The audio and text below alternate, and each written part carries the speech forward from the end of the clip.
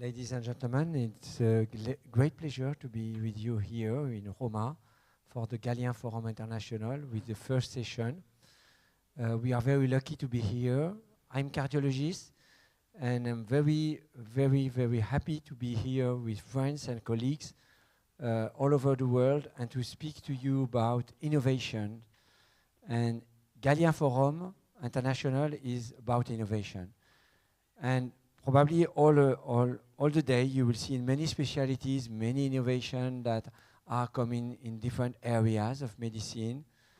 And in cardiology, we are lucky to have many innovation in treatment, medical treatment, innovation in devices.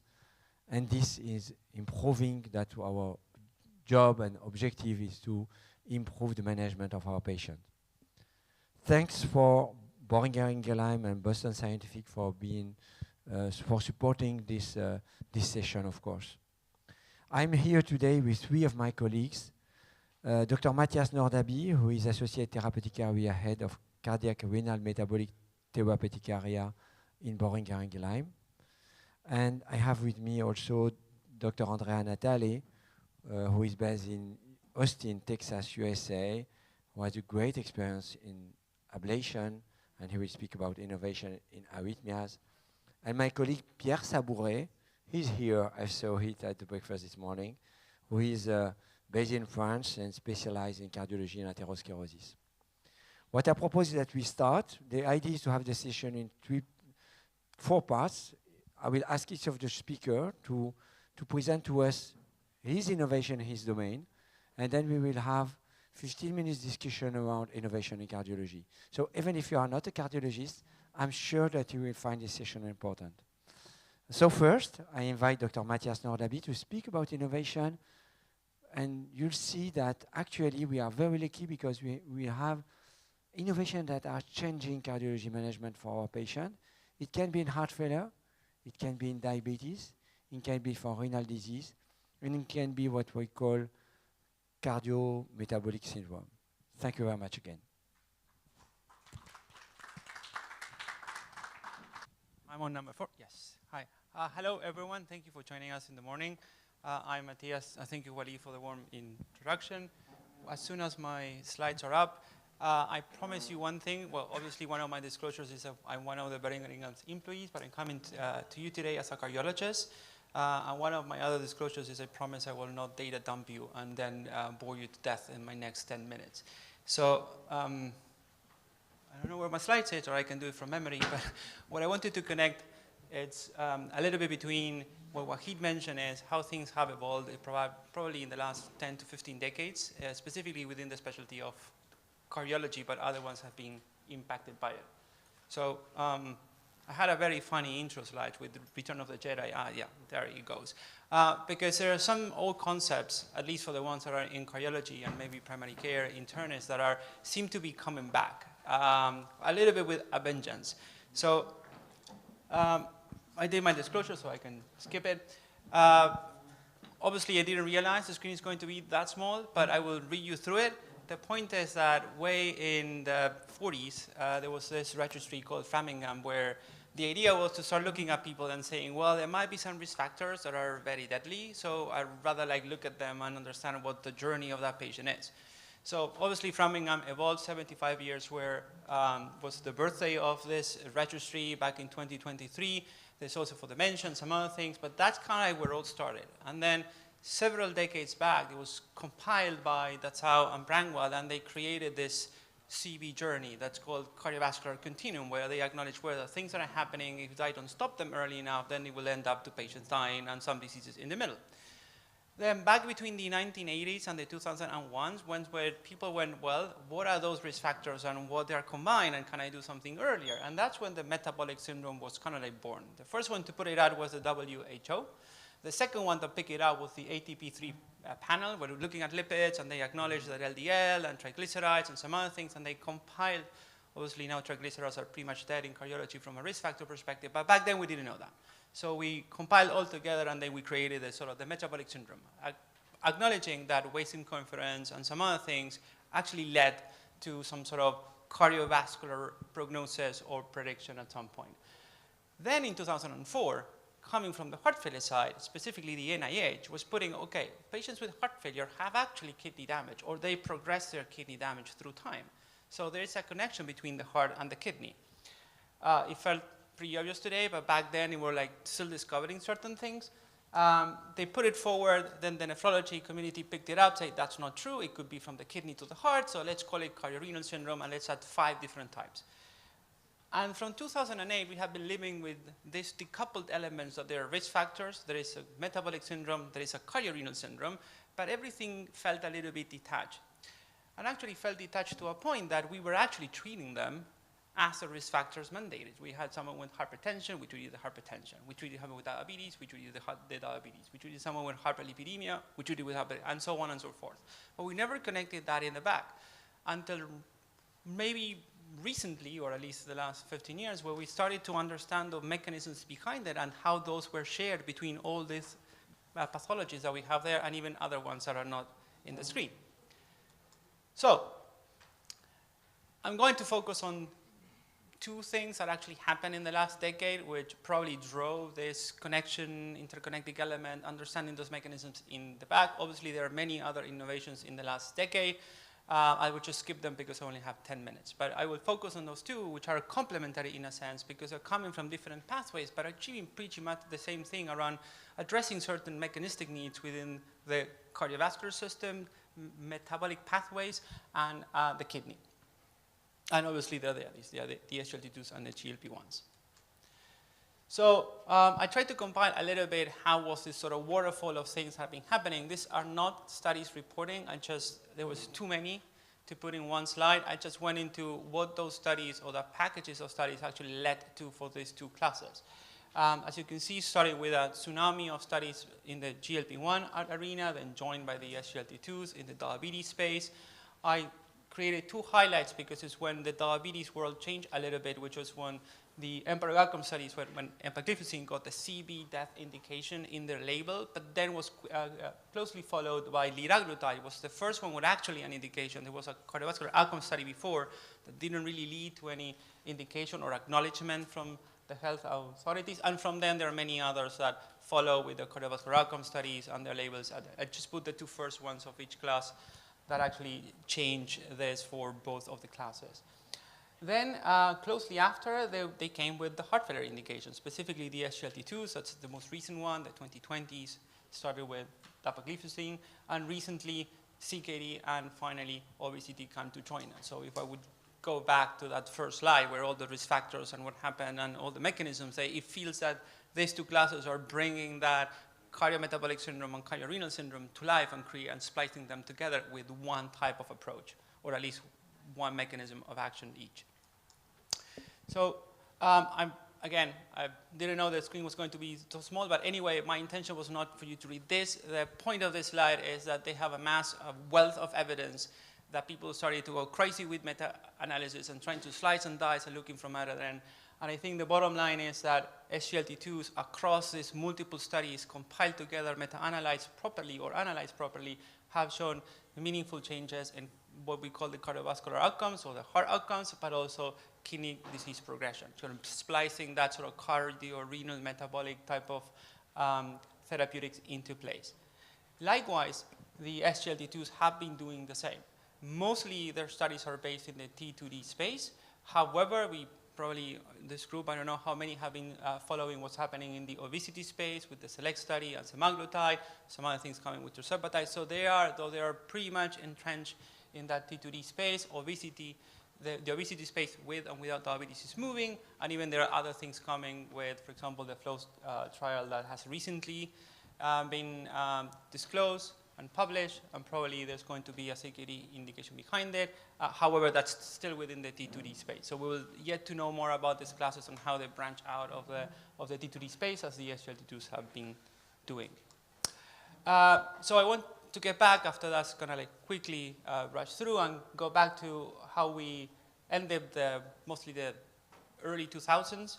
And then recently that got picked up again. So all of this investigations around the mechanism of the SGLT2s, of the GLP-1s, of understanding, of treating patients, of putting into guidelines and trying to know more, and the contribution of that science of all of us have led to a presidential advisory. This is not a guideline, but it's a position, and it seems like the AHA, at least the first one to do so, has grabbed that and then combined a little bit the metabolic syndrome with the cardiorenal syndrome and now created the CKM syndrome in a way, which actually brings those two syndromes together in a way to expressing that where even you have a patient with obesity, it's not just the obesity, may have high blood pressure, they may have CKD and some other things, so we need to have this holistic type of approach. So, very nice, but why does it matter? So why this is so relevant? Is this just a gimmick, or this is actually something that matters for specifically for the patients that we would like to treat? Well, it kind of like does, because if we start kind of like seeing how this syndrome or this combination of things are affecting people, are affecting patients, well, the numbers are pretty impressive if we look at how hypertension is or is not being controlled and some other elements. So the numbers itself for the entities are pretty much impressive in the sense of how broad people are being affected by any of these diseases. However, when we bring them all together, they don't have one disease. They're having multiple of things, because the comorbidity that lies in someone with heart failure or with hypertension or with obesity or with MAFLD or any other things is actually enormous. As we're trying to look in and creating the epidemiological data on the things, we really see that there is a huge overlap. So these patients should not have a single type of solution. They have a multiple type of solutions, and we need to develop those mechanisms and those treatment pathways in order to address all those multiple mechanisms. So far, for the GLP-1s and the SGLT2s, things have been going very well. Multiple guidelines within the T2D space, within the CKD space, within the heart failure space have been picking up all the evidence. The academics have been analyzing and have been giving the highest recommendation possible within a guideline recommendation to be put up front. However, and that's probably the graph on the right that I don't like you to read you in detail, but I want to show you is that's experience with the statins. And I think the main example or what the message that I want to come across with this slide is that the guidelines and the academic community are actually considering this evidence and putting it high priority and putting it up and offering us these options. It takes a long time to actually transfer it to the patients. And this is probably where we all together can do a little bit more, because probably in the 2024 or on this going the third decade of this second millennium would be, we didn't want to repeat something that happened in the 90s. We want to learn from that and then just to accelerate the adoption and get those things to those patients. So my last thing that I want to leave the stage with it is for me, it's at this point in time, I think for all of us should be about the call to action. Based up to more than a decade of providing evidence and reassuring the community, it's about now acting on it as cardiologists specifically. Since decades, we have identified all these factors, all the things that actually matter for patients, it matter for us as physicians, as cardiologists specifically. In the past, we had the excuse that we had this sort of like single mechanistic type of elements. We do RAS inhibition or just aldosterone or some other things.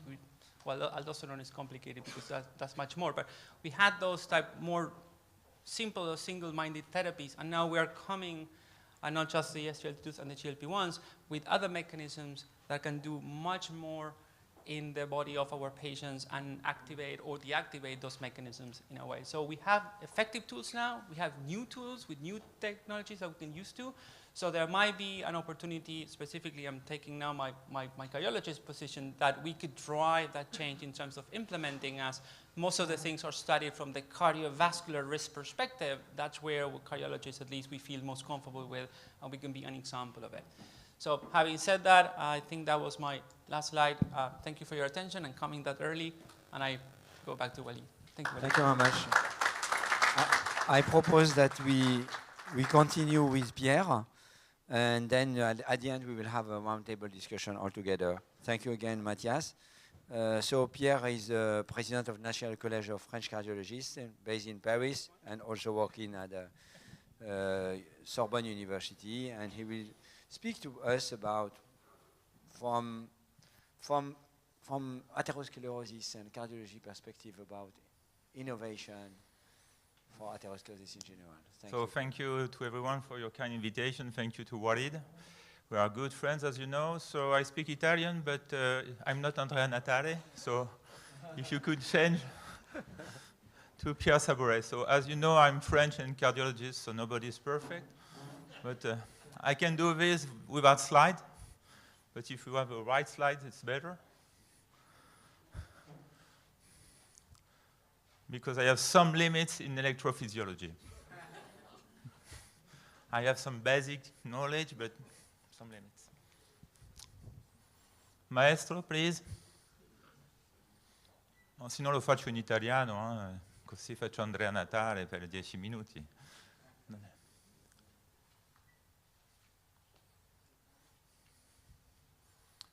Grazie. Perfetto, tutto a posto. Dunque, avete visto, vous avez vu, you have seen that I have highlighted this nice palace in which we are invited. So we are living for us, I guess, also for Walid, because we made studies together. So it's a fantastic period with many advances in the field of cardiovascular disease. So when I was a student, we learned that it was a progressive lesion in the arterial wall who leads to cardiovascular events. Then we completely changed paradigm because now it's a plaque rupture, inflammation, emerging risk factor. So the paradigm is completely changed. Unfortunately, some colleagues are not adopted these changes, but it's crucial to adopt these changes because the strategy is completely different now. So I'm completely convinced by the role of cardiovascular imaging in the risk assessment, and I hope I will convince you. But we are many conservative approach. Conservative approach, that means that people are based the cardiovascular risk assessment on SCORE. So SCORE is a step forward. But despite this, when you see you have SCORE2 old patient, you have SCORE2 diabetes, all these scores are better than before, but despite this, we have many limits. For example, we have several registry databases. We don't identify with a score in an accurate manner. In an accurate manner, we don't identify, for example, women. Women are underestimated with a score. We don't identify young patients with very high risk, young individuals, because they become patients because SCORE doesn't work in this setting. We don't identify well patients with chronic inflammatory disease. So, in my opinion, we should combine SCORE with cardiovascular imaging. So I had several debates with cardiologists who said, no, we just need SCOREs. I said, okay, we need SCORE. We don't need cardiovascular imaging. CAC is calcium artery coronary score. It allows to better identify high-risk patients after 40 years old. But I have some cardiologists who found that the scores are sufficient to evaluate the risk. But when you compare SCORE, you have a Framingham risk score, you have a SCORE, you have a pooled cohort evaluation, and you have the renal score. And when you look at that, there's an overlap, and so it doesn't match very well between scores. So which score do you want to use? So they are great, but you don't know which score to use to better assess the risk in primary prevention. So because it's very complex, because you have a heterogeneity in risk, when you see all these factors, well, not traditional factors, they are inflammation factors. They lead to acute coronary events or to acute stroke. Whereas when you score, you don't take in consideration these inflammation markers. So it's crucial to have another approach. In my view, cardiovascular imaging is a tool very useful to better assess the score. And so you have so many risk modifiers. You have, for example, all the non-medical treatments, such as healthy lifestyle, is very useful. Also, the healthy lifestyle. So you have patients who said, "I receive lipid-lowering treatment, so I am protected." No, you should adopt also an healthy lifestyle in primary and also in secondary prevention, even under treatment, because you have seen GLP-1 receptor agonists, you have seen SGLT2 inhibitors. They are very effective. They are well tolerated. They provide cardiovascular benefits, but having adopted an healthy lifestyle provide further benefits. So it's not healthy lifestyle or treatment, it's healthy lifestyle and treatment for high-risk patients. So the CAC score is very easy to understand. You have no injection, so it's very no perfusion. And if you have a CAC score of 0, you have no deposit. That means that your risk is low. Even with a high LDL cholesterol after 40 years old, you can delay the treatment. So you have to repeat the CAC score at 3 years, but you can delay the treatment, and you start a healthy lifestyle if you don't have a healthy lifestyle. So the higher is the CAC score, the higher is the risk in primary prevention. So it's very useful, first, to decide when to start lipid-lowering treatment. Second, to convince the patient, because when you see images of deposit of calcium on the coronary artery, he is more convinced to take a treatment. So you see that we need to make step forwards, because once you have understood what is the CAC score, you have the guidelines. But as a colleague said, guidelines should protect patients from an expert. Experts should protect patients from guidelines. Because guidelines say, okay, you have 100, 200, 400, the higher is the score, the higher is the risk. But it's suboptimal. I show you, you have 2 patients with the same calcium score, 200. But it's completely different, because on the left, area is 50 millimeter, on the right is 100 millimeter. The density is different. The number of vessels is different. So it's not the same patient, but you have the same calcium score. So you see that the calcium score is suboptimal. And for women in this area, you should consider with the same area, women, the risk of women is double. So we have 200 as a woman, your risk is double compared with men. And why to use the calcium score? This is an important data from Denmark. So you have more than 23,000 patients with a calcium score. And what you can see, when the calcium score is 0, so you have no deposit, you have no more relationship between LDL cholesterol and cardiovascular events. When you have deposit, the relationship is confirmed, as we learned. But when you have no deposit, the relationship is no more here. So that means that you can delay the treatment. After 3 years, you repeat the calcium score, but you can delay the treatment. And for me, it's a fantastic period, because when you look at images with artificial intelligence, it's completely fascinating. Because calcium score is a good tool, but it's very simple. It's basic. It's better than nothing. It's better than only to have a cardiovascular risk. But it's a step forward. But look at this. It's just fantastic, because you have the vascular fat. You see everything as a lesion. And you can make a plaque analysis, which is very useful to identify with a very high risk.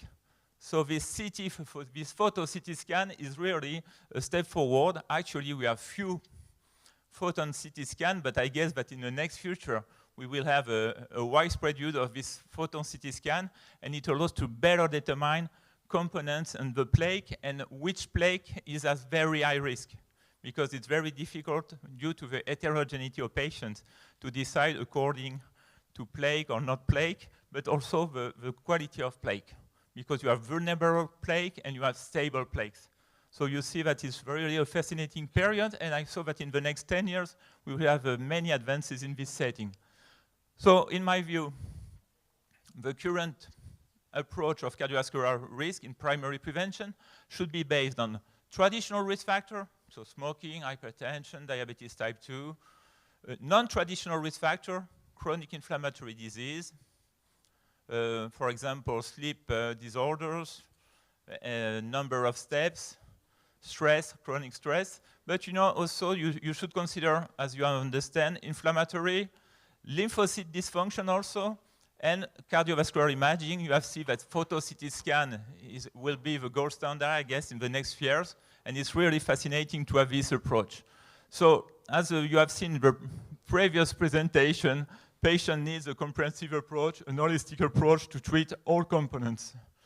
So GLP-1 receptor agonists are very useful, even in diabetes type 2, because there are many cardiovascular events, and that's the same for SGLT2 inhibitor. They are also useful in diabetes type 2, because they are initially evaluated in diabetes type 2, but there are many effects outside diabetes in chronic kidney disease, heart failure, etc., etc.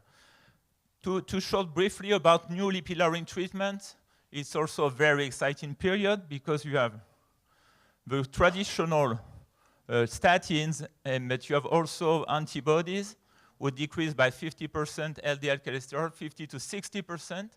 You have also inclisiran, for example, anti-PCSK9 RNA would decrease by 50% LDL cholesterol from baseline with only 2 injections per year.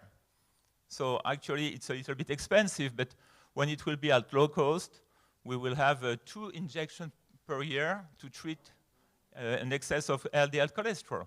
And you have also for LPA, lipoprotein A, is an heterogenetic particle, and you have specific inhibitor who will arrive. To speak shortly, we will have new treatments. So for patients, I treat a lot of patients with lipid-lowering treatment, but the next future will be probably 2 injections per year. And even with a gene editing, maybe they will be treated, and no more treatment will be needed. We have some ongoing trial with this correction, so it's very promising for patients, especially young patients. So, as you have understood, cardiovascular risk factor evaluation is very complex in primary prevention, because in secondary prevention, they are all at very high risk, despite heterogeneity. The score are a step forward, but we are missing several populations. Cardiovascular imaging, for me, is crucial in my practice, because it's useful to better assess the risk, and also to guide and to start treatments, especially with patients who are reluctant to treatment, where they saw images, they are convinced to take treatment in most cases. Biomarkers are also crucial to stratify the risk, and you have seen that you have many options, not only in type 2 diabetes, but also in dyslipidemia, and you have seen that the new treatments in diabetes type 2 are very useful in chronic kidney disease, heart failure, and cardiovascular disease in general. Thank you. Thank you very much, Pierre, for this nice presentation on innovation in primary prevention, secondary prevention. We see that everything is changing when you look to medicine, everything is changing so fast in cardiology. We are now very, very lucky to have with us Dr. Andrea NATALE, who is very well known in electrophysiology domain. I'm an electrophysiologist, so I'm really quite comfortable to have him with us. And in arrhythmias management, we are very lucky to have a lot of innovation that are really changing the practice. We saw the medication, and now, Andrea, let to the audience dream about our innovation that we are using today and that we change our practice in the future. So obviously, when we talk about electrophysiology, the most important syndrome is atrial fibrillation. It's really one of the largest epidemic in cardiovascular medicine. This is the prevalence around the world. And when you see red, those are the country with the higher rate of metabolic syndrome, which we have discussed, you heard this being discussed before. Those are the numbers in Europe. 1 out of 3 individuals above the age of 55. In U.S., it's 1 out of 4, so it's even higher. And this is the projection over time. So this is really something that affects a larger number of patients beyond some of the statistics we have today. And I really care about sort of sharing with you this message. AFib is not a nuisance in people's lives. It's something that impacts morbidity and mortality by increasing the risk of stroke, embolic complication, cardiac heart failure, and death. Okay?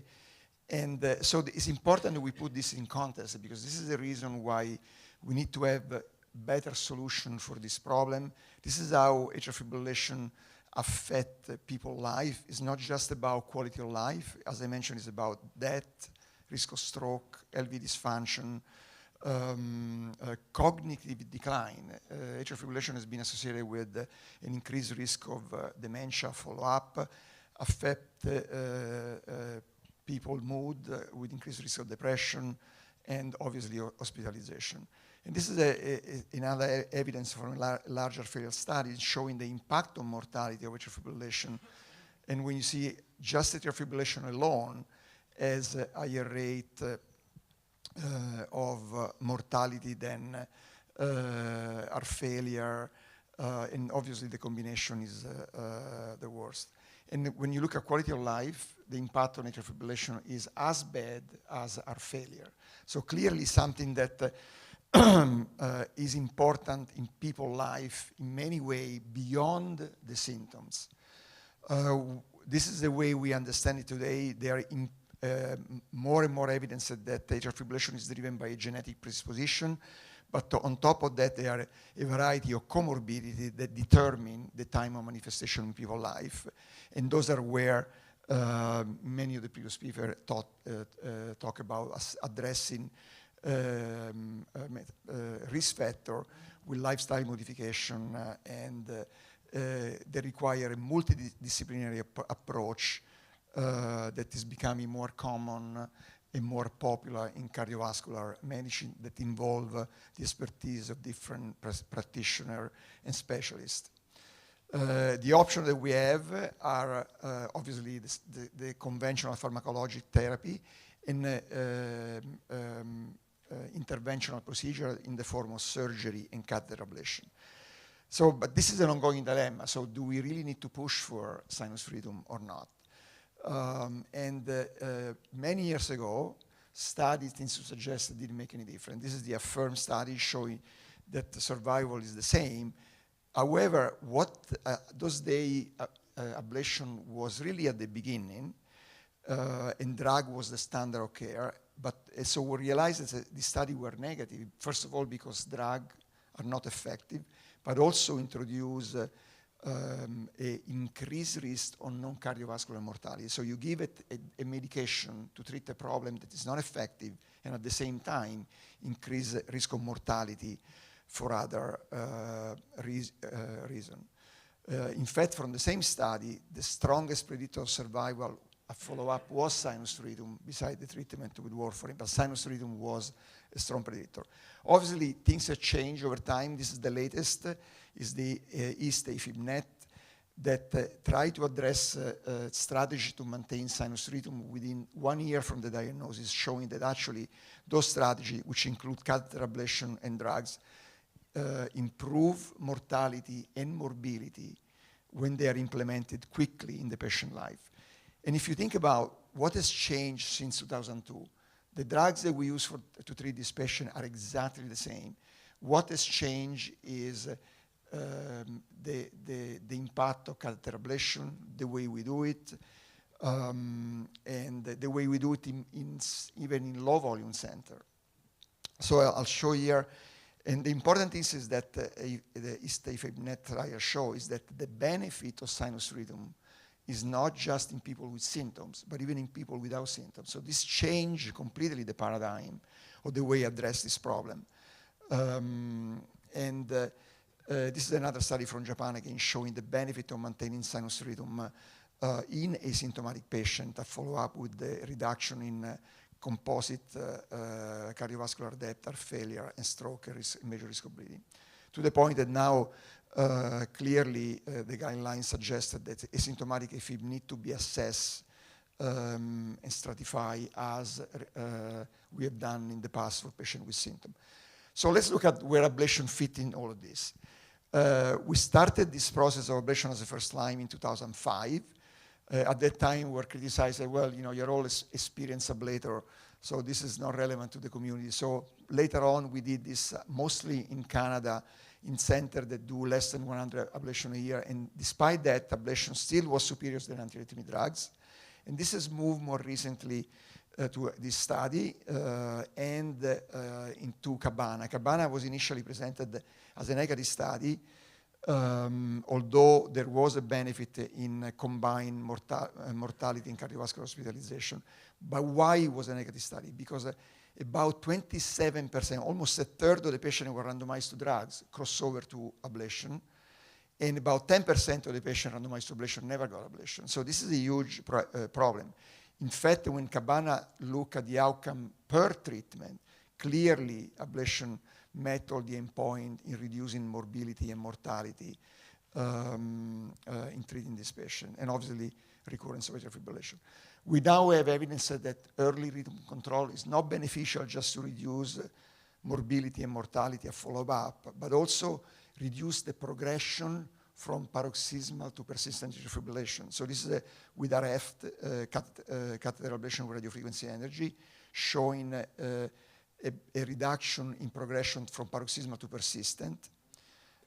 And this is the more recent with cryoablation, showing a 75% reduction with ablation as compared to drug in reducing the progression to from paroxysmal to persistent follow-up, regardless if the drug are effective or not.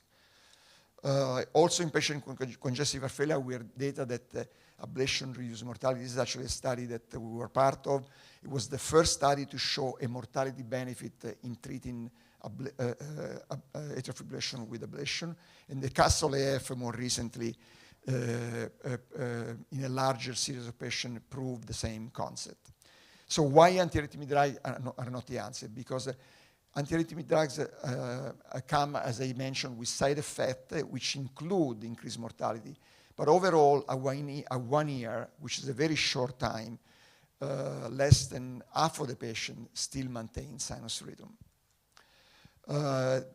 To sort of support all the data that I show you, this is our latest guideline 2024.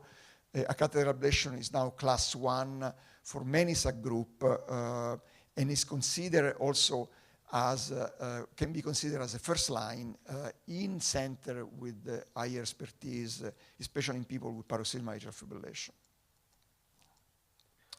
So why catheter ablation, despite all the evidence, still is sort of considered in no more than 5 to 7% of the population? This is how this field started with this seminal observation by a group in Bordeaux and has evolved with different strategy by different group. But why ablation is not the mainstream yet? Because people, both patient and doctor worry for many, many years about the potential complication, and some of those are really life-threatening. They characterize what we call ablation with thermal energy. Obviously, this has changed recently because of the advent of pulse field ablation. Pulse field ablation is an energy source that causes damage specifically to the cardiac cell, so no risk of collateral damage, by causing apoptosis without any thermal effect. Obviously, has to be modulated to achieve what we call irreversible electroporation. And that's, obviously where all the study has been done to address the tool that we have today. There are good evidence that, for example, pulmonary vein stenosis, which is one of the complications typical of thermal energy source, radiofrequency and cryo, do not happen with pulse field ablation, and the same is true for esophageal fistula, which is a deadly complication. This is, you see a big ulceration with radiofrequency energy, and does not happen with pulse field ablation, does not affect the wall of the esophagus because it's cardiac specific. And also the same is true for phrenic nerve damage. So all the bad complications that this field has worried for the last 20 years are gone with the advent of pulse field ablation. The first large randomized study with pulse field ablation was published recently, show equivalent success rate with thermal energy. Consider this is not a negative result because we were all naive to pulse field ablation. We started enrolling the study after doing one rolling case, whereas the thermal energy is what we've used for the last 20 years. So despite we were using a new technology, we achieved the same outcome with a procedure that we have used for the last 20 years. This is a great achievement. And obviously, those results came with an approach that is more efficient, so less procedure time, which is also can contribute to lower complication rate. The more time we spend in the left atrium, the higher is the risk of complication. So this is important. And to prove that the benefit on pulmonary vein stenosis, you see that there was no change with pulse field ablation, whereas there was a 12% reduction in diameter in the pulmonary vein with both thermal energy. So, and those are in the hands of the most experienced operator in the world. So when you look at burden, although when you look at recurrence only, there was no difference. But when you look at burden, actually pulse field ablation was associated with a higher rate of patient with a burden below than 1.1%, which is clinically relevant. So when you look at every complication, that become a complication. But when you look at impact in rehospitalization and healthcare cost, the threshold of less than 0.1% is very relevant. And when you look at that, actually pulse field ablation was superior to thermal energy. And this, the safety of this approach has been then proven by large registry. This is one of them, again showing that when you look at the thermal complication with pulse field ablation, they disappear. And the only complications that are still there are procedural related, so the most common vascular access. And the way we do vascular access in most of the high volume center, which is ultrasound guided, can really eliminate that too. So this can become really a bulletproof procedure and really completely change the perception of this procedure, which is life-saving in the mind of patient and also of referring cardiology. I think the same is true for ventricular tachycardia. This is a patient with heart attack where to cure recurrent atrial fibrillation and even to stop antiarrhythmic drugs that can potentially be increasing the risk of mortality over time, we require extensive ablation both in the endocardium and the epicardium. And this is certainly something that requires special skill. We have done study proving that the substrate-based approach is superior to the induction and mapping, but the substrate-based approach requires a more extensive approach, endoepicardial access, so really limited to a few experienced centers. And the issue that we still have to resolve is how do we reach those deeper areas? And this is where pulse field ablation again can come in place, because can achieve lesion as deep as you see here, 9 millimeter. And with some of the technology that has been developed, even transmural lesion that can be directed if needed. So it's not something that just happen. You can sort of titrate the power to achieve the transmurality if you need to reach that. So I'll stop here, saying that catheter ablation is a well-established treatment for atrial fibrillation. However, with thermal energy, the risk of collateral damage is relevant in the hands of less experienced operator, and this has been a deterrent in the wider use of this treatment option. Pulse field ablation, because of its safety profile, can propel broader adoption of this approach. And this is how I see patient treated with drug, and this is how I see patient after a catheter ablation procedure. Thank you very much. Thank you. Thank you very much. I think we have some time to discuss. And of course, if you want to speak any question, there are microphones, and we have still time to give you also the opportunity to ask questions to the speakers. And then I think we are, what we tried in this session is to show you 3 different innovation in cardiology. And we see that it's difficult to address these guidelines and to get this innovation come to practice.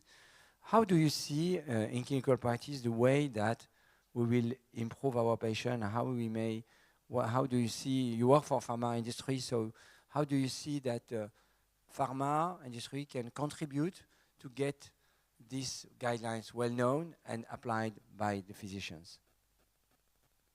Okay, that was clearly coming to me. So what do we do from the perspective of pharma? I think we try to do, can you hear me? Can you hear me? Good.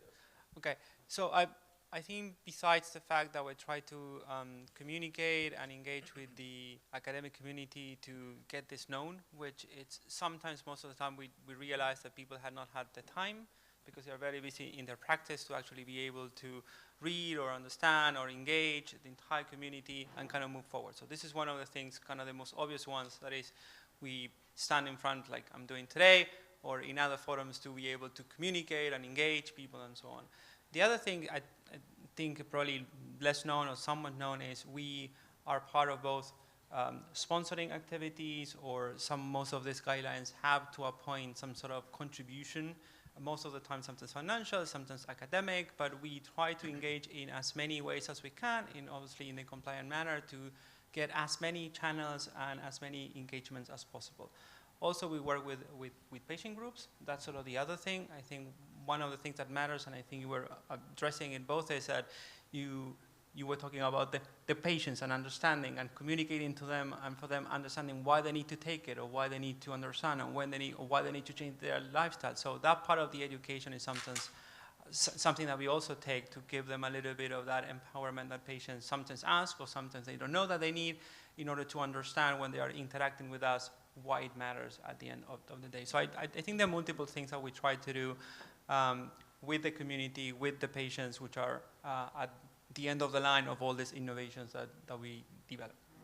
Pierre, Matias spoke about education. So how do you see educating doctors in clinical practice? It's a very difficult subject.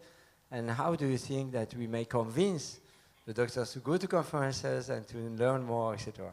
So it's as usual, it's a provocative question, because he knows me. So I'm doing twice a month a TV session, and sometimes I'm a little bit discouraged because we are talking about cardiovascular risk since more than a decade regularly, repeating the same messages, but implementation we perform with Walid, who is actually president of National Council in France, and I'm also president. We perform 2 surveys on lipid-lowering treatments, and to speak politically correct, results are suboptimal.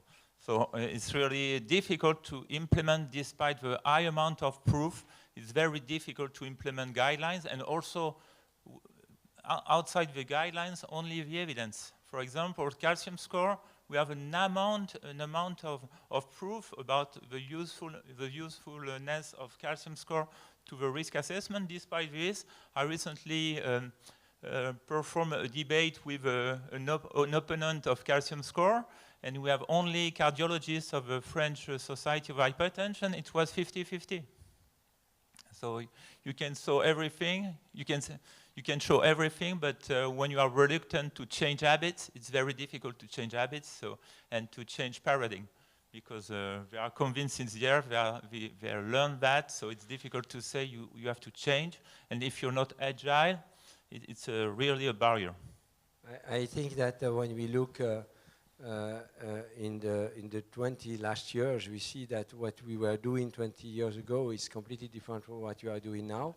And we are trying to also to, when you go out of the School of Medicine, you should continue to learn every day. For example, I stopped to perform exercise tests for ischemia detection in asymptomatic patients. So it's completely changed compared with 20 years ago. Yeah. Dr. NATALE, I think that you showed us very nicely pulse field ablation. I think that from an electrophysiological point of view, it's really changing our practice. Can you tell the audience how it simplifies the procedure? How it simplifies, especially for your young fellow, to having this tool, maybe it's easier. It is. You know, as I mentioned, the thermal energy, they do have a risk of collateral damage, which really can be controlled by really very few experienced operators. With pulse field ablation, all of that is gone. So the fact that the procedure becomes safer for the patient is really something that is going to completely change the perception of this therapy. I showed the amount of data that support the use of early intervention. And really early intervention, in my mind, is catheter ablation. Drug therapy has not changed at all for the last 20 years. There has been no sort of breakthrough with new medication do anything better. So really what has changed in having impact in the patient future risk of morbidity and mortality is the catheter ablation procedure. So the fact that now we have a procedure that is safe in the hands of everybody, not in the hands of the few hundreds of experienced operators, it's really a huge deal in how this can really completely change. And the fact that now we are addressing a symptomatic patient, because even in those groups, so those are people we never really care. And now we have data that even in the group sinus rhythm is important. Obviously, how do you propose a procedure that potentially dangerous to somebody that has no symptom? Now, that become an option, and I think you will see study in those subset of patients because of the benefit that even in the group. So I think pulse field ablation, they can completely change how we approach atrial fibrillation and even ventricular tachycardia. I mentioned this is obviously ventricular tachycardia is more at the beginning, but and we see at least in U.S. I'm sure in Europe is the same. We see this already because patients come asking for pulse field ablation. And so I'm sure that this is in the next 5-10 years it will completely change how we approach this. I think that when we look to and we are very lucky because we have the American guidelines that just has been updated at the end of last year. When just please wait until the end of August, you will have the European guidelines. And when you look to the American guidelines, you have more indication as first-line therapy. And probably you will, in any diseases we have here, doctors for many specialties, and even with outside arrhythmias, earlier you treat, it's better the outcome. And with these new guidelines, and even you spoke about very first-line therapy, maybe some asymptomatic patient as well, these guidelines address the possibility to address this patient earlier and propose them a one-shot procedure without taking drugs every day. Even if drugs are, of course, drugs are useful for many indications, etc. So I think really you expand that and you show the guidelines that, yes, Pierre? I just want to say, as he said, for atrial fibrillation, as I'm not a specialist in atrial fibrillation, but I send patients very early because the common words in every disease is the earlier the better. So it's valid for diabetes type 2, it's valid for chronic kidney disease, it's valid for heart failure, it's valid for lipid-lowering disorders, and it's also valid for atrial fibrillation. So if you have to keep in mind one word, is the earlier the better. Yeah, that's good. That's good. Other question for Matias is that you showed us, of course, that we see when you look to SGLT2 inhibitors. I think that heart failure is something like the visible part of the iceberg because we see this patient. They have dosage of BNP, echocardiography can help us. But when we look to the renal function, to renal disease, many people, which I may not ask them patients, have some kind of renal disease. So how do you, what's the strategy you think to get people, doctors, care about renal disease more than it's done actually? I kind of think that's a very interesting question because with the recent data and the almost like the first ever indications for multiple of the SGLT2s, but also finerenone comes here into play, we kind of realize that renal disease happens much earlier. To your point, it's an entity that happens, and as we go closer to educate and communicate, as I was saying before, we started stumbling upon registries and even creating the own data that actually patients have been with chronic kidney disease early stages, to your point before, 4 years before that. And actually they were mostly in primary care. That's probably the role where for specialties or within the primary care, we need to get trained and reminded and continue with the education because we looked, and this was something that AstraZeneca did, was a registry where they were looking at from the universe of patients that have laboratory values that would diagnose CKD, the most impressive element that came, 70% didn't have a diagnosis. So they have the labs to actually support a diagnosis, but the diagnosis has never been made. And to your point about the calcium score, if you don't have the diagnosis, if you don't look at it and interpret it, then you don't have the indication to actually act. So I think there are hopefully huge winds of change in the CKD space. We will start to identify them early. We'll start to acknowledge kidney beyond the connection with the heart failure. And that's probably what SGLT2s, GLP-1s, and others, finerenone, and some other things that are coming will probably play a major role. And as part of the ones that sit at the table and have this dialogue will probably help into moving that forward. And Pierre, we are lucky because Pierre work in university hospital, but more also in private practice. How do you see that this practice to get all this innovation? There are many innovations for lipids, for heart failure, for arrhythmias, you refer patients. So how do you think cardiologists, doctors, GPs care about that? So, as we are repeating session, continuous medical education, so we don't give up. So we try to continuous medical education. I hope I will continue in European Atherosclerosis Society, but it's a long way to implement guidelines. So probably I hope that when we get retired, the implementation will be optimal, because it takes time. It's very, sometimes we need many energy to convince people to repeat messages, but I guess that we have, in many occasions, we have the same audience. So we have convinced the cardiologist, or convinced MD, or convinced diabetologist. The issue is to touch, to inform the reluctant doctors who have no time, or who have no... There's some doctors, it's not our profile, but we love innovation. We are happy to have these changes, these advances in the management of patients. But there are doctors who said, well, it always changes. I'm a little bit lost because I learned this and you say something different.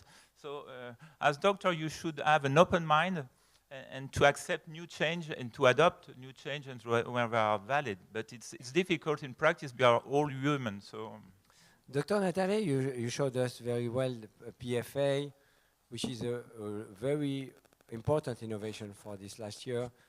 Do you think that it will replace radiofrequency and cryo even for, you showed the left ventricle at the end, so which is some kind of, I believe yes, but I would be happy to have your expertise.